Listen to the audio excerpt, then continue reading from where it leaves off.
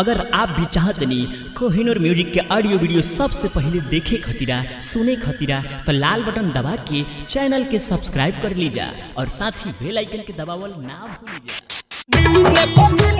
Recording by Kohinoor music studio Bakhri Bazar. DJ विकार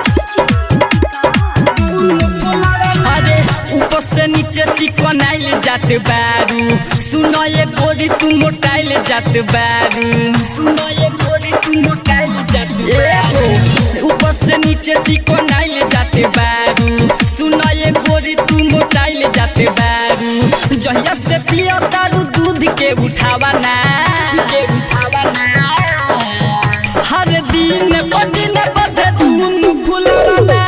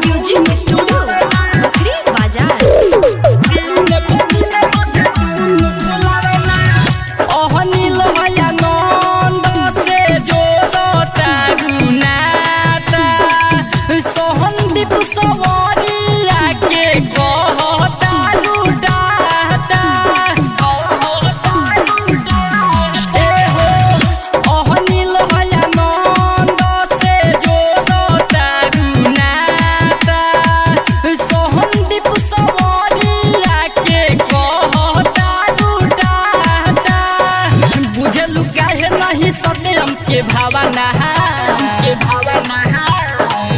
हर दिन